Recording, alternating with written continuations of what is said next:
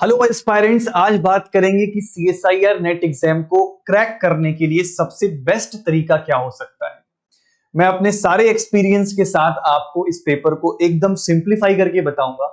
ऐसे कौन से टॉपिक्स हैं जो आपकी प्रायोरिटी लिस्ट में ऊपर होंगे, ऐसे कौन से टॉपिक्स हैं जो पार्ट सी स्पेशल हैं, ऐसे कौन से हैं जो पार्ट बी स्पेशल हैं। इनफैक्ट आप ये भी रियलाइज करोगे कि सीएसआईआर नेट एग्जाम को क्वालिफाई करना सबसे आसान होता है as compare to different exams. आइए सबसे पहले आपको मिलवाते हैं सीएसआईआर नेट के क्वेश्चन पेपर से। इसका जो पैटर्न आपको दिखेगा एग्जाम में, ये तीन क्वेश्चंस यानी तीन सेक्शंस के अंदर डिवाइडेड होता है। पार्ट ए जिसमें आएंगे टोटल 20 क्वेश्चन, पार्ट बी जिसमें आएंगे 40 क्वेश्चंस और पार्ट सी जिसमें आएंगे 60 क्वेश्चंस। अब यहां पे टोटल क्वेश्चंस तो 120 हैं, लेकिन 120 में करने कितने क्वेश्चंस हैं तो मात्र 75। छोड़ने कितने क्वेश्चंस हैं तो 45 क्वेश्चन तो जनाब छोड़ के आने हैं। नेट खुद ही कह रहा है कि 45 छोड़ के आइए। अगर इसी को मार्क्स के टर्म्स में देखा जाए तो टोटल 120 क्वेश्चंस जो होते हैं ये कंट्रीब्यूट करते हैं 360 नंबर, 360 नंबर कंट्रीब्यूट करते हैं। आप 200 नंबर का पेपर अटेम्प्ट कर सकते हैं। अच्छा, जेआरएफ कितने पे होती है? एलएस की तो बात ही नहीं कर रहा अभी मैं जेआरएफ की बात कर रहा हूं। अगर 110 नंबर लाया जाए तो सर हम इसको क्वालिफाई कर सकते हैं। तो 110 इंटू 100 डिवाइड बाई 360 यानी अप्रोक्सीमेटली 30% मार्क्स अगर हम ले आए ना तो हम जेआरएफ कर सकते हैं। एलएस की अभी बात ही नहीं कर रहा। बात समझ में आ रही है? क्योंकि हमें इतने सारे ऑप्शंस दिए जा रहे हैं पार्ट सी के अंदर कि 60 में से सिर्फ 25 क्वेश्चन अटेम्प्ट करने हैं, तो ये पेपर को क्वालिफाई करना बहुत आसान हो जाता है। लेकिन फिर भी हम कहां स्ट्रगल करते हैं? क्योंकि हम अपने टॉपिक्स को सही प्रायोरिटी नहीं दे पा रहे हैं। दे भी रहे हैं तो हो सकता है हम सिर्फ दो ही चीज पढ़ के रह जा रहे हैं। जिनकी फिजिकल कमजोर है वो क्या करें, जिनकी ऑर्गेनिक कमजोर है वो क्या करें, सब डिस्कस करेंगे। आइए अब टॉपिक वाइज स्ट्रेटेजी की बात करते हैं। अगर सबसे पहले हम लोग इनऑर्गेनिक केमिस्ट्री की बात करें तो ये आपके सामने डाटा के साथ बात करेंगे। हर साल हमने लास्ट 4 साल को नोटिस करना है। दिसंबर, जून, सितंबर और फरवरी में जो एग्जाम्स हुए उनको देखेंगे हम। यहां पर पार्ट बी और पार्ट सी में पूछे गए क्वेश्चंस यहां पे आपको दिख रहे हैं, मार्क्स के टर्म्स में ये लिखे गए। इसमें जो डार्क येलो से आपको पोर्शंस दिख रहे हैं, मतलब ये टॉपिक्स छोड़ ही नहीं सकते। ये फर्स्ट प्रायोरिटी के टॉपिक्स हैं। उसके बाद जो सेकंड प्रायोरिटी पे हैं वो लाइट येलो वाले हैं। और बाकी जो आपके पास टॉपिक्स हैं, आप अगर उनको छोड़ भी देंगे तो कोई हार्म नहीं है। अगर मैं कोऑर्डिनेशन केमिस्ट्री की बात करूं तो 16, 12, 20, 16, 8 पार्ट बी पार्ट सी दोनों में ही क्वेश्चंस हैं और बहुत ही हाई स्कोरिंग टॉपिक है। इसका मतलब कोऑर्डिनेशन को करना है। ओएमसी 20, 16, 12, 20 ओएमसी को करना है। बायो इनऑर्गेनिक यहां पे 6, यहां पे 10, फिर से 6 और 12, इसका मतलब बायो इनऑर्गेनिक भी इंपॉर्टेंट टॉपिक है। लास्ट 4 साल की ही पकड़ना है, जरूरी नहीं है 10 साल का पीछे जाएं हम। एफ ब्लॉक 6, 8, 14, 8, 4, 12 अब रिसेंट ईयर्स में इंपॉर्टेंट होने लगा है, तो एफ ब्लॉक भी करना है। तो ये 4 टॉपिक्स बहुत इंपॉर्टेंट हो गए। न्यूक्लियर अगर हम देखें तो क्वेश्चन आ रहा है, नहीं आ रहा है। अगर न्यूक्लियर टॉपिक आपको पसंद है, आप उधर कुछ छोड़ रहे हो, बताएंगे अभी। जैसे मान लीजिए कि फिजिकल में आप कुछ टॉपिक्स छोड़ रहे हैं, तब आप क्या करें कि यहां ऑर्गेनिक और इनऑर्गेनिक से आप उसको कंपनसेट कर सकें। ऐसी सिचुएशन में फिर हम लोग न्यूक्लियर जैसे टॉपिक्स को भी कर सकते हैं। एसिड बेस, केमिकल बॉन्डिंग, ये टॉपिक आप चूज करेंगे फिर, क्योंकि केमिकल बॉन्डिंग एक जनरल टॉपिक है, जनरली आप लोग कर ही लेते हैं, तो फिर ये भी प्रायोरिटी में आने लगेगा। अगर आप खाली इनऑर्गेनिक के कौन कौन से यूनिट्स को पिक कर लें, कोऑर्डिनेशन, ओएमसी, बायो इनऑर्गेनिक और एफ ब्लॉक, मैं कह रहा हूं सिर्फ यही पकड़ लीजिए। इससे आपके पार्ट बी और पार्ट सी दोनों का काम बनेगा। मेन ग्रुप मैंने लेस प्रायोरिटी में इसलिए रखा है क्योंकि इसके अंदर पढ़ना बहुत ज्यादा है और रिवॉर्डिंग थोड़ा कम है। पता चला आपने दुनिया जहां की चीजें याद कर ली पर सवाल फंसा नहीं, तो थोड़ा सा कम रिवॉर्डिंग चैप्टर है। इस वजह से इन चारों के बाद इसका नंबर आ रहा है। अगर ये 4 हो जाएं तब ये करना है। और पार्ट बी स्पेशल कोई टॉपिक करना है तो वो केमिकल बॉन्डिंग है, ये वाला टॉपिक करना है। तो रिवीजन के टाइम पर या जब आप एग्जाम में उतरने वाले हैं तो ये टॉपिक्स आपके पूरे पुख्ते टॉपिक्स होने चाहिए। कितने यूनिट्स हो गई इनऑर्गेनिक की? 1 2 3 4। अभी खाली मेन यूनिट्स को पकड़ रहा हूं मैं, जिससे मेजॉरिटी ऑफ द सवाल बन रहे हैं। वो 110 नंबर का बैरियर कैसे क्रॉस होगा? तो ये 4 टॉपिक्स करने से होगा। उसके साथ ये रखना है और ये रखना है। आगे बढ़े। अब मान लीजिए नेक्स्ट आते हैं हम लोग ऑर्गेनिक केमिस्ट्री पर। ऑर्गेनिक केमिस्ट्री में जो टॉपिक्स सबसे हिट टॉपिक्स हैं, अगर हम 4 सालों की बात कर रहे हैं, 4 एग्जाम्स की बात कर रहे हैं, तो 20 नंबर, 24, 34 नंबर, 22 नंबर, बहुत ही important intermediate and reaction mechanism topic.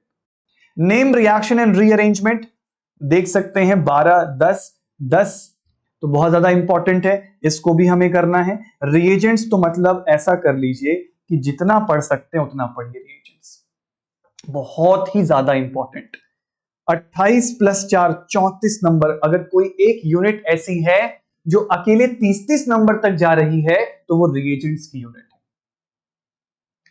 28 28 20 24 बहुत ज्यादा क्वेश्चंस पूछे जा रहे हैं, तो ये तो मतलब लगा लीजिए इतना इंपॉर्टेंट है कि बस पूछिए मत। उसके बाद स्पेक्ट्रोस्कोपी। तो पहले 4 चॉइस कौन से होने चाहिए आपके? तो ये पहले 4 चॉइस होने चाहिए। उसके बाद पेरीसाइक्लिक और फोटोकेमिस्ट्री और स्टीरियोकेमिस्ट्री। बात समझ में आ रही है? अगर आप ऑर्गेनिक में स्ट्रगल करते हैं तब क्या करें? तब स्कैटर्ड टॉपिक पकड़ें। तब ऐसी सिचुएशन में क्या पकड़ेंगे? GOC, aromaticity, stereo, pericyclic, photochemistry and organic spectroscopy. ये उनके लिए है जो ऑर्गेनिक में स्ट्रगल करते हैं। वो मेजर टॉपिक्स यहां से छोड़ेंगे, बाकी मेजर टॉपिक्स को कवर करेंगे, और जो आपने यहां के मेजर टॉपिक्स छोड़े हैं ये सारे टॉपिक मिलके एक major topic, 2 major topic create कर लेंगे। बात समझ रहे हैं? उतना वेटेज प्रोवाइड कर देंगे जितना ये कोई एक मेजर टॉपिक करता है। अब इसका ये मतलब नहीं कि इसको पूरा छोड़ देना है। रिएजेंट्स को थोड़ा बहुत पढ़िए, जितना आपसे हो सकता है उतना कवर करिए।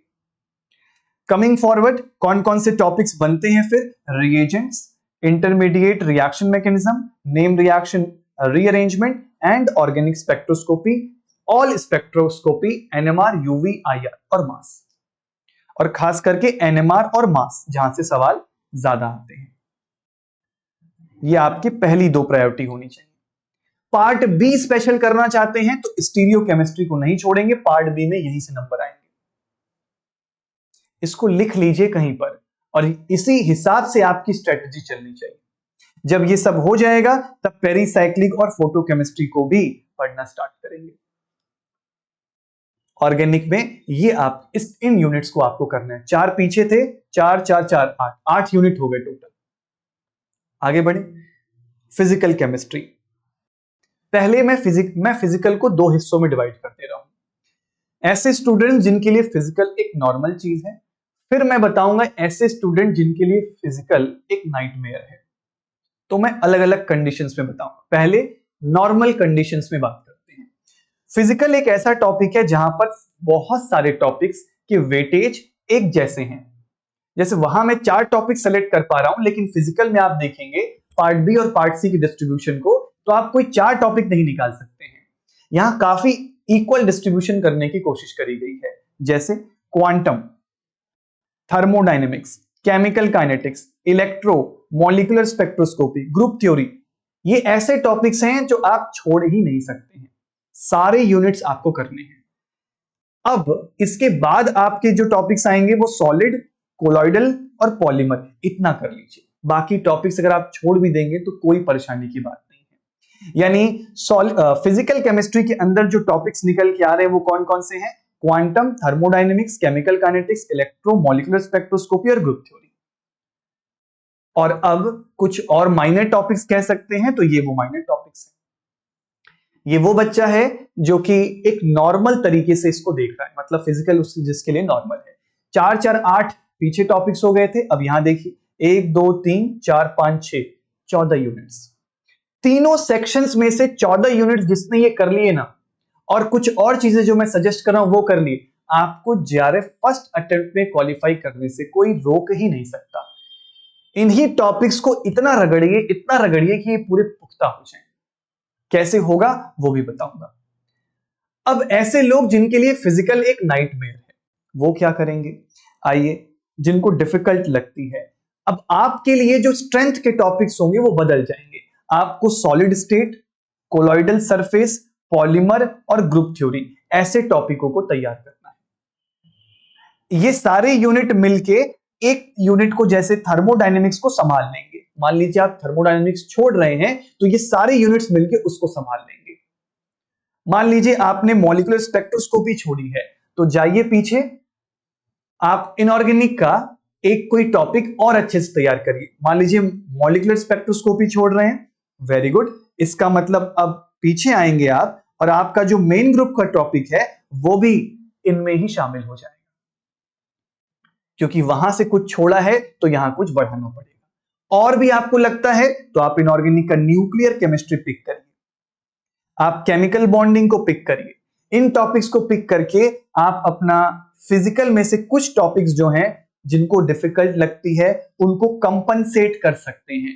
अगर आप ये कंपनसेट नहीं कर रहे हैं तो गड़बड़ है। बात समझ में आ रही है? अब क्वांटम भी एक बहुत बड़ा चैप्टर है, लेकिन क्वांटम की जो पहली यूनिट होती है उसको पढ़ने की कोशिश करिए कि एटलीस्ट आप लोग कम्यूटेटर के सवाल को कर सकें। बहुत हार्ड एंड फास्ट रूल नहीं है, कर सकते हैं। पढ़िए और क्वेश्चन प्रैक्टिस करिए थोड़ा बहुत। 1D बॉक्स को पढ़िए, उसका सवाल है तो उसका करिए। क्वांटम के पार्ट बी के जो सवाल हैं वो आप कर सकें, अपने आप को उस काबिल बनाइए।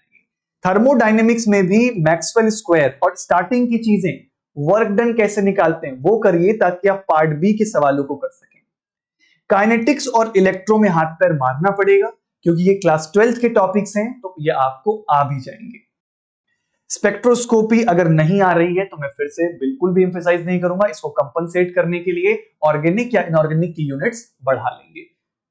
कंपनसेट होना चाहिए। टोटल मिला के आपके पास 14 से 15 यूनिट का मामला तैयार होता है। अब अगर आपने 14 से 15 यूनिट का सिलेबस कवर कर लिया, आपने डीपीपीस और संडे टेस्ट को बहुत रेगुलर फॉलो कर लिया, ये ऐसे स्टूडेंट जो हमारे साथ इनरोल होंगे उनके लिए हेल्पफुल होगा। और आप मान लीजिए आपके पास डीपीपीस नहीं है, टेस्ट नहीं है, आप सेल्फ स्टडी करते हैं, यूट्यूब पे ही हमसे जुड़े हुए हैं, तो आप 200 क्वेश्चंस पर वीक मिनिमम है। 200 क्वेश्चन पर वीक तो सॉल्व करना ही है आपको, plus previous year question solve करिए।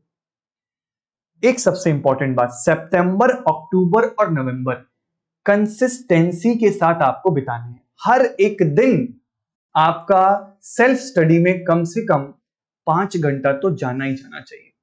सेल्फ स्टडी में कह रहा हूं, सितंबर, अक्टूबर और नवंबर एकदम जला देना है अपने आप को। मॉक टेस्ट, अब कोई ऐसा मॉक टेस्ट जिसमें सोल्यूशन ही नहीं है, कोई फायदे का मॉक टेस्ट नहीं है। कोई भी ऐसा मॉक टेस्ट पकड़िए जिसमें सॉल्यूशंस प्रोवाइडेड हो आपको। अगर आप आईएफएस के मॉक टेस्ट को रेफर करेंगे तो उसमें वीडियो सॉल्यूशंस मिल जाते हैं। फंसे, डाउट देखा, क्लियर, फंसे, डाउट देखा, क्लियर। डाउट नहीं रुकना चाहिए मॉक टेस्ट में, इस बात को लिख के ले लीजिए। एग्जाम मैपिंग सेशंस जो हम कराते हैं वो जरूर कर लीजिएगा। मेरे द्वारा जो एग्जाम मैपिंग सेशंस एग्जाम से पहले रिवीजन कराता हूं मैं, मिशन इम्पॉसिबल, उसमें ऑर्गेनिक के रेफरेंस किताब के सवाल कराता हूं, तो आपको वहां से बहुत मदद मिलेगी। आप पीछे वाले जो सेशंस हुए हैं, जैसे दिसंबर या जून में जो मैंने सेशंस लिए, वहां जाके क्वेश्चन भी प्रैक्टिस कर सकते हैं। अगर आपको क्वेश्चंस ये नहीं मिल रहे हैं प्रैक्टिस के लिए तो वो भी कर सकते हैं आप। अगर आपने ये सारी प्रोसेस को फॉलो कर लिया, प्लस ये 14 से 15 यूनिट्स जो तीनों सेक्शंस में डिस्ट्रीब्यूटेड है वो कवर कर लिया, आपका जेआरएफ पहली बार में निकलेगा। इतना प्रोसेस आपको करना है। आई होप यहां से एक क्लियरिटी आई होगी पेपर को लेके, और ये डाटाज आपके लिए बहुत हेल्पफुल होंगे। प्लस आने वाले समय में कौन कौन से एग्जाम्स आपका इंतजार कर रहे हैं, क्योंकि ये जो तैयारी सितंबर, अक्टूबर, नवंबर जो आप अपने आप को जलाएंगे, इससे और क्या क्या आप तैयार करेंगे। नेट एग्जाम आ रहा है, आपके स्टेट में सेट एग्जाम हो सकता है, गेट आ रहा है, यूपीएससी जियो साइंटिस्ट 9 फेब को होने वाला है, बीएआरसी मार्च में होने वाला है। अगर आप असिस्टेंट प्रोफेसर की वैकेंसीज आपने एलएस पहले क्वालिफाई किया है तो आप इनके भी तैयारी कर रहे होंगे, तो वहां पे भी आपको हेल्पफुल होगा। या फिर ऐसे बच्चे जिनका एलएस नहीं हुआ है तो पहले जल्दी से एलएस क्वालिफाई करिए ताकि आप इस तरह की वैकेंसीज के लिए एलिजिबल हो सके। तो समय है आपके पास, एग्जाम्स आपका इंतजार कर रहे हैं, सब कुछ ऑन दी पाथ दिखाई दे रहा है। अब उस पाथ पे चलना है आपको, सिर्फ बात समझ में आ रही है? नाउ अगर आपको नेट एग्जाम से रिलेटेड कोई भी हेल्प चाहिए, आप हमारी वेबसाइट विजिट कर सकते हैं। यहाँ आपको प्रीवियस ईयर क्वेश्चन पेपर्स मिल जाएगा। आपको जो मैंने टॉपिक वाइज एनालिसिस दिखाया, पार्ट बी पार्ट सी कैसे होता है, ये पूरा 10 साल का आपको मिल जाएगा हमारी वेबसाइट के ऊपर। आपको ईयर वाइज कट ऑफ चाहिए कि कट ऑफ क्या रहती है, जैसे मैंने 110 बताया, आपको जानना है कि सर मिनिमम मैक्सिमम क्या है, वो भी आप जाके चेक कर सकते हैं। आपको एग्जाम का पैटर्न, सिलेबस, ये सारी चीजें सब वेबसाइट पर अवेलेबल हैं, आप इसका बेनिफिट उठा सकते हैं। ठीक है। अगर बात करें लाइव कोर्सेज की, तो जो दिसंबर एग्जाम को टारगेट करेगा, तो live courses have been started from today only. आज उसकी पहली क्लास हुई है जीओसी की। अभी भी बहुत बैकलॉग्स नहीं हुए हैं, अगर आप अभी भी जाग जाएंगे तब भी बात बन सकती है। तो 26 अगस्त से जो लाइव बैचेस स्टार्ट हैं, आप इसका हिस्सा बन सकते हैं। Thank you so much, take care, bye bye. I hope ये सारा आपके लिए बहुत इंफॉर्मेटिव रहा होगा। और भी ऐसी वीडियोस चाहिए तो आप टॉपिक्स सजेस्ट कर सकते हैं कमेंट्स के अंदर। थैंक यू सो मच, तब तक के लिए हैप्पी लर्निंग।